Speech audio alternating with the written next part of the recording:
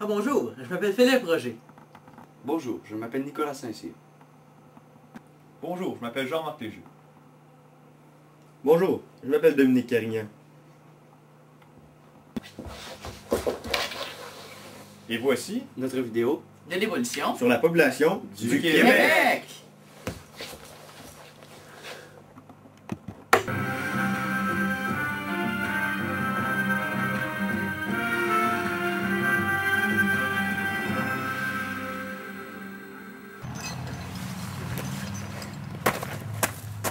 Bonjour, bienvenue à ce 20 octobre 2008. Ici Charles Tisser et bienvenue à l'émission Découverte.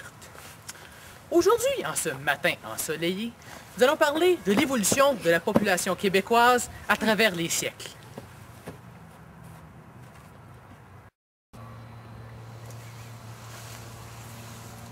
Le Québec contemporain qu'on voit tous les jours n'a pas toujours été. Il y a 11 000 ans environ, deux clans sont venus s'installer ici en Amérique du Nord, principalement au Québec. Ce sont deux clans, ils se sont divisés. Il y avait les nomades, qu'ils étaient les Algonquiens, et les sédentaires, les Iroquois.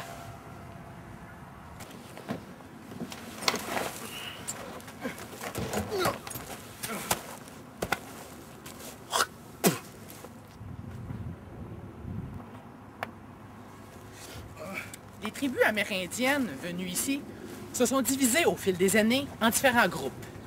Dans la tribu algonquienne, il y avait... Merci. Bien sûr, dans la vallée de Saint-Laurent, il y avait les Abénaquis, les Algonquiens, bien sûr, les Malécites, les Micmacs et les Neskapis.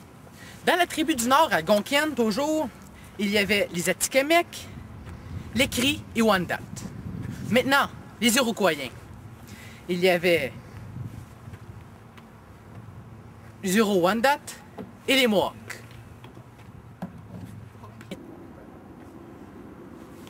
Dû à leurs différents modes de vie, les Algonquiens, étant majoritairement 30 000, vivaient nomadement, c'est-à-dire nomades. Leur vie était difficile car ils devaient changer à toutes les saisons de campement, chasser les orignaux. La vie était très difficile. Comparativement aux Iroquois qui étaient sédentaires, ils pouvaient faire l'agriculture, ils pouvaient faire des artisanats, ils étaient très paisibles dans leur vie. On estimait leur population environ vers les 100 000 et les Algonquins 30 000. Pour des raisons de temps et de mémoire, nous avons dû laisser le texte si présent à notre animateur. Avant l'arrivée des Européens au 16e siècle, le territoire algonquin s'étendait autour du lac Huron, la baie d'Hudson, la Nouvelle-Angleterre et les terres formant les provinces atlantiques et le Labrador. Ces villages de ces tribus comportaient environ de 50 à 300 personnes l'été, car ils se regroupaient pour parler de chasse et se préparer pour faire des plans.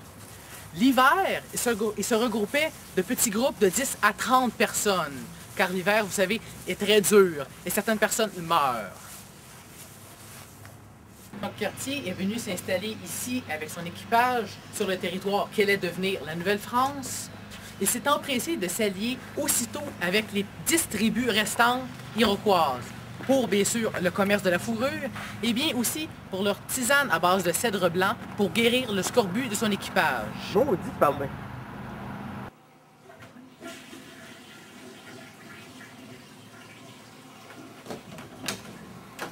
Ah, vous êtes là. Voilà, c'était tout pour l'émission Découverte. C'était Charles Tisser, heureux de vous avoir parlé. À la prochaine!